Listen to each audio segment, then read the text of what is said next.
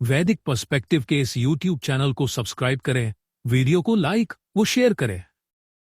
ओम तानो अद्य वनस्पति ऋस्वा वृषवेभिः सूत्रभिः इंद्राय मधु मत्सुतम। वे तुम दोनों दर्शनीय वनस्पति आज हमारे दर्शनीय श्रवण साधनों द्वारा इंद्रियों को वश में करने वाले के लिए माधुर्यमय सुसंस्कृत को। ये ऋग्वेद के प्रथम मंडल के 28वें सूक्त का 8वां मंत्र लिया जा रहा है। तो ईशान कहता है, एक तो ये कारण हो गया, दूसरा दंपति को संबोधित करके कहा गया, तो एक कारण, इसका एक अर्थ यह है कि आप पति और पत्नी दोनों वनस्पतियों का प्रयोग करें और दर्शनीय वनस्पतियों का उपयोग करें। मतलब ऐसी जगह आप भ्रमण करें, विहार करें जहां आप दोनों एक दूसरे के नजदीक आ सकें, दोनों को वो वातावरण अच्छा लगे, तो वो आप अपनी रुचि से चुने। तो ऐसे पति पत्नी ऐसी जगह जाएं, विहार करें, ये नहीं कि घर में ही रहें। ईशान कहता है कि आप अपने दैनिक जीवन, पति पत्नी और दंपति हो, तो दैनिक जीवन का जो उपयोग आप करते हो प्रतिदिन, उसमें एक समय के बाद, महीने, 15 दिन, 2 महीने के बाद एक कुछ अपने लिए समय निकालें कि आप प्रकृति का दर्शन करें। अपने घूमने चले गए, कहीं रुक रहे हैं, कहीं खा रहे हैं, पत्नी को खिलाएं, कहीं उसके साथ घूमें, थोड़ा सा एंजॉय करें। आप अपने जीवन स्तर को अच्छा सुखमय बनाएं।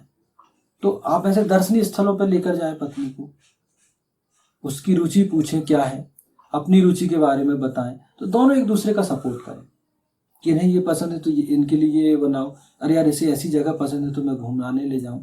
तो क्या वैसे में मधुरता बढ़ती, आप एक दूसरे के नजदीक आते हैं। फिर दर्शनीय उपकरणों का प्रयोग करें, मतलब आप उसे फिल्में दिखाने ले जाएं, उसे दूसरी बात है उसके लिए लेटेस्ट जो चीज़ें हैं, जैसे मोबाइल है, घड़ियां हैं, ऐसे जो चीज़ें आपके जो आर्थिक उसमें आते हैं, आर्थिक बजट में जो चीज़ें आती, तो वैसे ही चीज़ें उसके लिए क्रय करें, उसको उससे अपडेट रखें।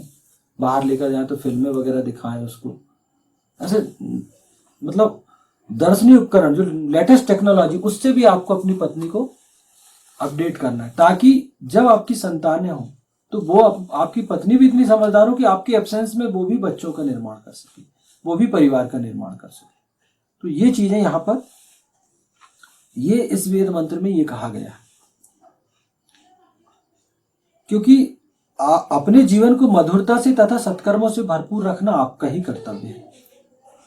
वो उसके लिए आप इन सब चीजों का प्रयोग करें। ईशान ने प्रकृति और सब कुछ दिया है, और अगर आप कर्मठ हैं तो आप आर्थिक रूप से उन सब चीजों को क्रय कर सकते हैं। आपको ऐसा करना चाहिए। पति या पत्नी दोनों में से किसी का भी रूखा और कर्कश व्यवहार वातावरण को खराब ही करेगा। पति पत्नी का व्यवहार जो है एक दूसरे के प्रति रूखा अथवा कर्कश नहीं होना चाहिए, क्योंकि वो आपके पारिवारिक और दाम्पत्य वातावरण को खराब करता है, आपके पारिवारिक जीवन को और दंपति दोनों के बीच में मधुरता को नष्ट करता है। होना तो ये चाहिए कि दोनों एक दूसरे के दीवाने हो, पति और पत्नी का आकर्षण ये हो, जैसे मैंने पिछले मंत्र में बताया था 7वें में, कि दोनों विहार करने वाले हों दोनों एक दूसरे की रुचि के अनुसार, दोनों एक दूसरे की इच्छाओं के अनुसार अपने आप को तैयार करें, ताकि एक का इंटरेस्ट दूसरे में बना रहे, पति का पत्नी में बना रहे, पत्नी का पति में बना रहे, और दोनों निरंतर दाम्पत्य जीवन करें, सेक्स की तरफ जाएं, प्रेम की तरफ जाएं, बहुत अच्छे से उन चीजों का व्यवहार करें, क्योंकि समाज ने आपको अधिकृत किया हुआ है। तो अगर रूखा व्यवहार हो रहा है किसी का भी, क्यों, तो सावधान, अलर्ट होने की जरूरत है।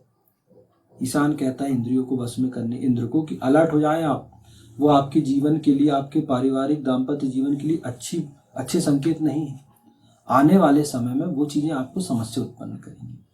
तो उन चीजों को ईशान स्पष्ट आदेश के तहत बोलता है कि ऐसा आपको नहीं करना है। मानव जीवन में प्रेम की बहुत महत्वपूर्ण भूमिका है। इस कारण मधुरता और प्रेम उत्पन्न करने के लिए दाम्पत्य जीवन में अनेकों प्रयास किए गए हैं। परिवार मानव निर्माण की संस्था है।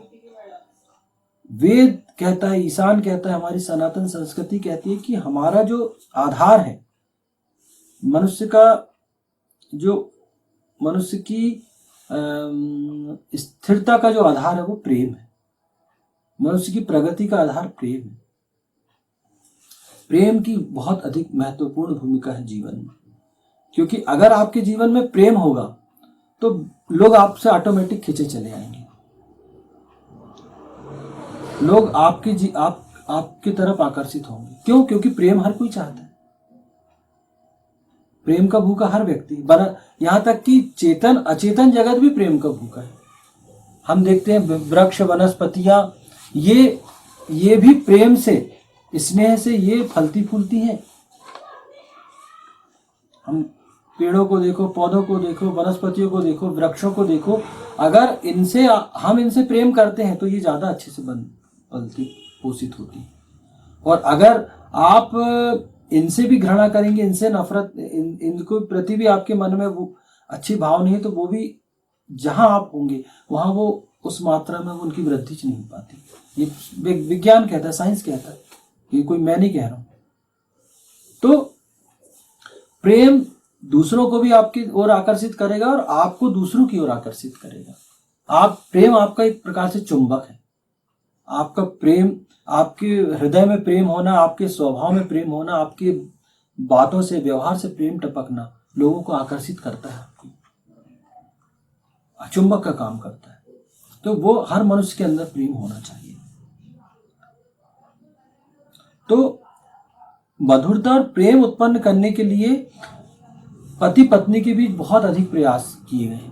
सनातन संस्कृति में बहुत अधिक प्रयास किए गए कि दंपति में कैसे प्रेम हो। बहुत सारे त्योहार हैं, बहुत सारे पारिवारिक फंक्शन हैं, बहुत सारे रीति रिवाज हैं, परंपराएं हैं। उनके माध्यम से जोड़े रखने का प्रयास किया गया। उनके माध्यम से ये बताने का प्रयास किया गया है कि एक के बिना दूसरा अधूरा। बहुत सारे त्योहार तो एक दूसरे के लिए हैं। आप देखें करवा चौथ का त्योहार पत्नियां पति की लंबी आयु के लिए करती हैं। आप देखें तीज का त्योहार औरतें पति को प्राप्त करने के लिए करती हैं। तो क्यों? क्योंकि एक दूसरे से आपका जो प्रेम है वो और मजबूत होता जाए और गहरा होता जाए। जब आप देखेंगे, जब करवा चौथ आता है तो देखो महिलाएं जो है वो निर्जल उपवास करती। पतियों को भी एहसास होता है यार कि आज कहीं ना कहीं हम लोगों के लिए उपवास कर रहे हैं। मतलब हमारी एक सनातन संस्कृति में कितनी महत्वपूर्ण भूमिका है। तो रात में जब वो चांद दिखता है तो भोजन, चंद्रमा का दर्शन होता है तो भोजन पति के हाथों से करती है, पानी पति के हाथों से पीती है। दोनों मिलकर भोजन करते हैं एक साथ। वो पहले एक नेवाला खिलाएगा, फिर वो नेवाला खिलाएगी। पर चला कोई घटना घटी है उनके बीच, एक दो दिन पहले लड़ाई हुई, कुछ हुआ है, मनमुटाव हुआ, तो वो वहीं पर वो चीजें नष्ट हुई। वो उस प्रेम में वो चीजें पूरी नष्ट हो गई। फिर से उनका प्रेम होने लगा। ऐसे तो मैंने एक दो त्योहार बताए, ऐसे बहुत सारे ऐसे रीति रिवाज परंपराएं हैं जहां अनेकों प्रयास किए गए दाम्पत्य जीवन में मधुरता रहे। और दूसरी बात, सनातन संस्कृति में, हमारी संस्कृति में यदि हम देखें तो 100 साल आजादी के पहले कभी हमारे यहाँ तलाक नहीं होते थे। तलाक शब्द हमारा है ही नहीं। हिंदू जीवन शैली में कभी भी, सनातन जीवन शैली में पत्नी अलग हो ही नहीं सकती। उनको समाज देते ही नहीं ये इजाजत। उनके बीच मतभेद होंगे, विवाद होंगे तो परिवार के लोग आ जाएंगे, वो सुलझाएंगे मामला, फिर उनको एक कर देंगे। फिर कोई विवाद हुआ, फिर आके लोग सुलझाएंगे मामला। तो आजादी की अगर हम पहले देखें तो ऐसी कोई व्यवस्था ही नहीं थी, डिवोर्स की व्यवस्था, तलाक की व्यवस्था, क्योंकि वो शब्द हमारा है ही। सही है ना? तो ये जो हमारा कल्चर था, ये सनातन संस्कृति थी, ऐसी थी। होता ही नहीं था ऐसा। वो अगर लड़ते थे तो, अगर कोई उनके बीच विवाद हो रहा है, कोई चीज हो रही, तो यहाँ बहुत सारे प्रयत्न ऐसे किए जाते थे कि उनके बीच प्रेम उत्पन्न हो, मधुरता उत्पन्न हो। कि पत्नी पति वो हुई, मायके चली गई, मायके वाले, ससुराल वालों ने, मायके वालों ने, बड़े बुजुर्गों ने बात की हुई, इनको यार एक करो, फिर समझौता होगा, फिर भेजेंगे उनके। चलो एक भेजो तो उनको साथ में तो रहना, तो संतान हो जाएगी, तो संतान की वजह से एक दूसरे से जुड़ जाएंगे। और बहुत सारे केसेस में होता था ऐसे। कोई मनमुटाव हुआ, वधू चली गई अपने मायके, पति इधर है, वो चली गई, बड़े बुजुर्ग है, पंचायत बैठी परिवार की, वो उनको इकट्ठा करती थी, फिर उनको इकट्ठा की, चलो भैया जाओ समझौता, वो चले गए।